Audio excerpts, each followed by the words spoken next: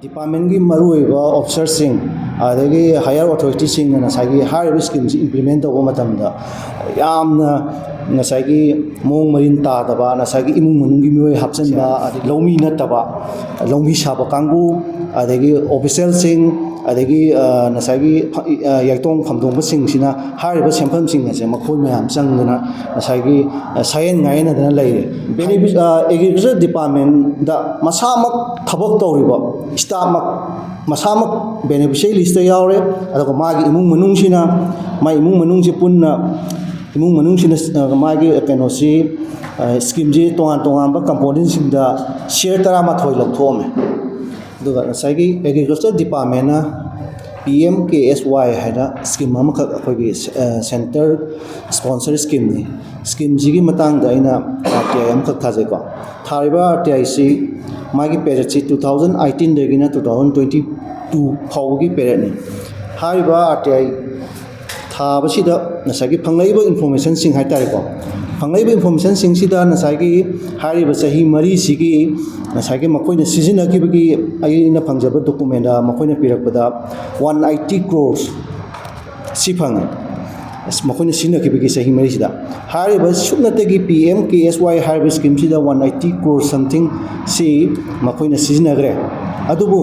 ꯍꯥꯏꯔꯤꯕ ꯁ꯭ꯀꯤꯝꯁꯤ ꯏꯝꯄ꯭ꯂꯤꯃꯦꯟ ꯇꯧꯕꯗ ꯉꯁꯥꯏꯒꯤ ꯅꯣꯗꯜ ꯑꯣꯐꯤꯁꯥꯔ PMKSYꯒꯤ ꯑꯗꯒꯤ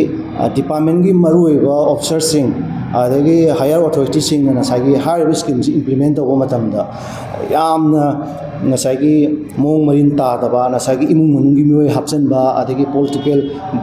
ꯕꯦꯛꯒ꯭ꯔꯥꯎꯟ ꯂꯩꯕ ꯍꯥꯏꯕꯗꯤ ꯑꯩꯈꯣꯏꯒꯤ ꯉꯁꯥꯏꯒꯤ MLAꯁꯤꯡꯒꯤ ꯃꯤꯅꯤꯁꯇꯔꯁꯤꯡꯒꯤ ꯚꯣꯠ ꯆꯦꯟꯕ ꯃꯤꯑꯣꯏꯁꯤꯡ ꯑꯗꯨꯒꯨꯝꯕ ꯑꯗꯒꯤ ꯁꯥꯁꯤꯟꯅꯕ ꯐꯦꯛ ꯐꯥꯔꯃꯔ ꯃꯌꯥꯝ ꯑꯃ ꯑꯗꯨꯒ ꯀꯥꯏꯊꯔꯤꯕ ꯁꯦꯟꯐꯝꯗꯤ ꯉꯁꯥꯏꯒꯤ ꯑꯁꯦꯡꯕ ꯑꯩꯈꯣꯏꯒꯤ ꯂꯩꯈꯣꯝ ꯂꯩꯅꯥꯡꯂꯛꯇ ꯑꯗꯒꯤ ꯅꯨꯡꯁꯥ ꯃꯔꯛꯇ ꯂꯧ ꯎꯖꯔꯤꯕ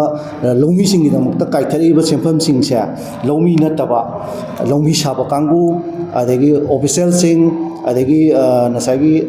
ꯌꯥꯏꯇꯣꯡ ꯐꯝꯗꯣꯡꯕꯁꯤꯡꯁꯤꯅ ꯍꯥꯏꯔꯤꯕ ꯁꯦꯟꯐꯝꯁꯤꯡ ꯑꯁꯦ ꯃꯈꯣꯏ ꯃꯌꯥꯝ ꯆꯪꯗꯨꯅ ꯉꯁꯥꯏꯒꯤ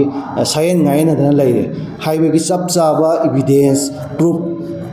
ꯐꯪꯖꯔꯦ ꯃꯈꯣꯏꯅ ꯉꯁꯥꯏꯒꯤ ꯃꯇꯝꯗꯨꯒꯤ ꯅꯣꯗꯜ ꯑꯣꯐꯤꯁꯥꯔꯁꯤ PMKSYꯒꯤ AK ꯕꯥꯎꯖꯤꯠ ꯑꯗꯒꯤ ꯃꯍꯥꯛꯁꯤ ꯊꯧꯕꯥꯜ ꯋꯥꯡꯃ ꯇꯥꯕꯗꯒꯤꯅꯤ ꯑꯗꯨꯒ ꯍꯧꯖꯤꯛꯅ ꯄꯦꯂꯦꯁ ꯀꯝꯄꯥꯎꯟꯗ ꯂꯩꯕꯅꯤ ꯍꯥꯏꯔꯤꯕ ꯃꯍꯥꯛꯅ ꯃꯇꯝꯗꯨꯗ ꯑꯦꯁꯤꯁꯇꯦꯟ ꯏꯟꯖꯤꯅꯤꯌꯔ ꯑꯣꯏꯅ ꯂꯩꯕꯅꯤ ꯑꯗꯨꯒ ꯁ꯭ꯀꯤꯝꯁꯤꯒꯤ ꯅꯣꯗꯜ ꯑꯣꯐꯤꯁꯥꯔꯅꯤ ꯃꯍꯥꯛ ꯑꯃꯗꯤ ꯃꯍꯥꯛꯀꯤ ꯀꯂꯤꯛꯁꯤꯡꯅ ꯉꯁꯥꯏꯒꯤ ꯍꯥꯏꯔꯤꯕ ꯕꯦꯅꯤꯐꯤꯁꯔꯤ ꯈꯟꯕꯗꯒꯤ ꯍꯧꯔꯒ ꯉꯁꯥꯏꯒꯤ ꯁꯦꯡꯁꯟ ꯑꯣꯔꯗꯔ ꯇꯧꯕ ꯈꯣꯠꯄ ꯏꯝꯄ꯭ꯂꯤꯃꯦꯟꯇꯦꯁꯟ ꯇꯧꯕ ꯃꯇꯝꯁꯤꯗ ꯑꯗꯨꯛꯀꯤ ꯃꯇꯤꯛ ꯅꯤꯌꯣꯝꯒꯤ ꯋꯥꯡꯃꯗ ꯒꯥꯏꯗꯂꯥꯏꯟꯒꯤ ꯋꯥꯡꯃꯗ ꯏꯝꯄ꯭ꯂꯤꯃꯦꯟ ꯇꯧꯔꯦꯕ ꯑꯗꯒꯤ ꯉꯁꯥꯏꯒꯤ ꯇꯧꯔꯤꯕ ꯀꯩꯅꯣꯁꯤꯡ ꯑꯁꯤ ꯏꯝꯄ꯭ꯂꯤꯃꯦꯟ ꯇꯧꯕ ꯃꯇꯝꯗ ꯉꯁꯥꯏꯒꯤ ꯍꯥꯏꯔꯤꯕ ꯅꯣꯗꯜ ꯑꯣꯐꯤꯁꯥꯔ AK ꯕꯥꯎꯖꯤꯠ ꯃꯍꯥꯛꯀꯤ ꯏꯃꯨꯡ ꯃꯅꯨꯡꯒꯤ ꯃꯍꯥꯛꯀꯤ ꯐ꯭ꯔꯦꯟ ꯁꯥꯔꯀꯜꯒꯤ ꯃꯤꯑꯣꯏ ꯃꯌꯥꯝ ꯑꯃ ꯍꯥꯞꯆꯤꯜꯂꯦ ꯍꯥꯏꯔꯤꯕꯁꯤꯡ ꯑꯁꯤ ꯑꯩꯅ ꯉꯁꯥꯏꯒꯤ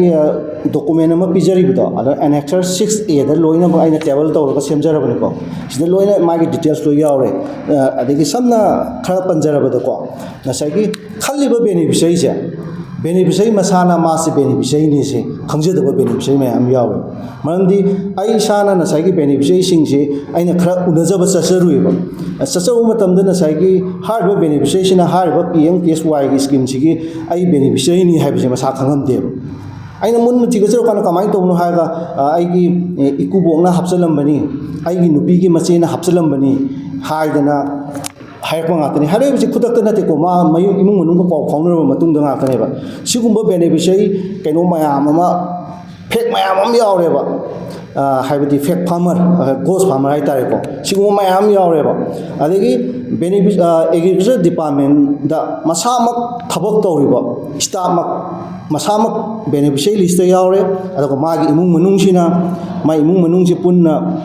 ꯏꯃꯨꯡ ꯃꯅꯨꯡꯁꯤꯅ ꯃꯥꯒꯤ ꯀꯩꯅꯣꯁꯤ ꯁ꯭ꯀꯤꯝꯁꯤ ꯇꯣꯉꯥꯟ ꯇꯣꯉꯥꯟꯕ ꯀꯝꯄꯣꯅꯦꯟꯁꯤꯡꯗ ꯁꯤꯌꯔ 12 ꯂꯧꯊꯣꯛꯑꯝꯃꯦ ꯑꯗꯒꯤ ꯆꯤꯡꯉꯥꯈꯝ ꯃꯅꯤꯔꯇꯟ ꯍꯥꯏꯗꯅ ꯉꯁꯥꯏꯒꯤ ꯑꯦꯒ꯭ꯔꯤꯀꯜꯆꯔ ꯗꯤꯄꯥꯔꯠꯃꯦꯟꯗ SO ꯑꯣꯏꯕ SO ꯏꯟꯆꯥꯔꯖ ꯑꯣꯏꯅ ꯄꯨꯕ ꯅꯤꯄꯥꯁꯤꯒꯤꯁꯨ ꯃꯍꯥꯛꯀꯤ ꯃꯃꯥ ꯃꯍꯥꯛꯀꯤ ꯁꯦꯀꯦꯟ ꯋꯥꯏꯐ ꯃꯍꯥꯛꯀꯤ ꯃꯆꯟꯅꯨꯄꯤ ꯃꯍꯥꯛꯀꯤ ꯃꯆꯥꯅꯨꯄꯤ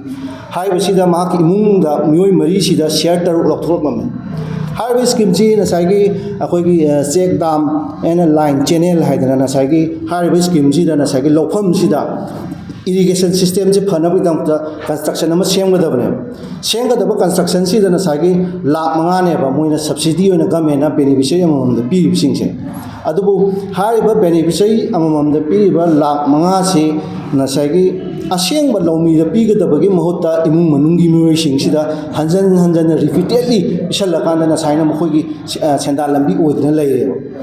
हाइबसिंग असे मसी अइना पंगाई हाइब नते मसी डॉक्यूमेंट दा लोइ लेरबा गाक्तनी अदो अइना पिजे बगे नो सु टेबल सु सु मरिक सुमना यावरबने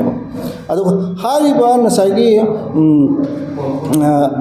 कइनोसिदा नसाइगी याम नोनिंगबा अमसुंग अखोइगी एग्रीकल्चर डिपार्टमेंट दा अइना यामना कइनो तौबा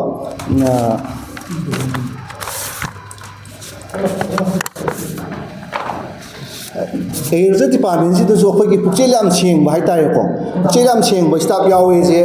मैम थमजगे खुद लोना एग्रीकल्चर डिपार्टमेंट से अमोटना थल्लब्रा खमी पुचेल सेंब स्टाफ से कमायन यावे है कानसदा नसाइगी बेनिफिशियरी खनब मतमदा नसाइगी ओपन दा नसाइगी पब्लिक दा वाइडली पब्लिक नोटिस होगा खनब नतेब टेबल दा तब पोनेब सी हाइबगे खुदम हाइबो मतमदुदा मतमदुगी एग्री मिनिस्टर ने हाइबा मिनिस्टर दुगी महाकी सिस्टर गी दमुक्ता मागी नसाइगी मिंगसी ऑफिसर अमन पिरकपजानी पिरेबो ऑफिसर से पिरेबा नसाइगी लिस्ट सी नसाइगी टाइपिस्ट दु फोन बजानी अदु मागी स्कीम जिना कइनो हाय कांदा नसाइगी अदर इंटरवेंशन हाइगा फार्म पोन कुकी तौबगिनी हाइबा कुकी तौबगी सिगी नसाइगी PMKSY हाइबा स्कीम जिगी मखादा यावरबा सिगी कंपोनेंट सिगी कुकी तौबगी 2021 सिदा हाइबा कइनोसी मिनिस्टर दुगी मचन नुपी की मसा से हापोना लिस्ट पिरकुजानी अदुबो नसाइगी थमोई सेंब स्टाफ तुना नंबर मतमदसु सेल नंबर 253 दा थोंगावजम अविनाश सिंह वांगोई मखा लेकाई हाइना इरे दुगा कमा आम पिरगा मिनिस्टर सिक्सटर नसु नसाइगी चेदा इरखिबदो चेदा नसाइगी सी मिनिस्टर की सिक्सटर ने हाइगा नोट न पिरखिबदो अदुमक यावरगा अदुम वेबसाइट ता थागबे वानिदा मसी आइना हाइजिनब नते हाइबा बेनिफिशियरी सी वेबसाइट ता हुजी स्टिल थागलेबनी पाम्बिरगदी कॉपी से सिदा जुब लेरे को मिनिस्टर सिक्सटर ना बेनिफिशियरी सिदा जी आम इंटरेस्टिंग होइबनेबा से अदुना मसागी हाइबा स्कीम जी लौमी मिसम असेंबा लौमी मियामदा फंगनद्रे हाइबसी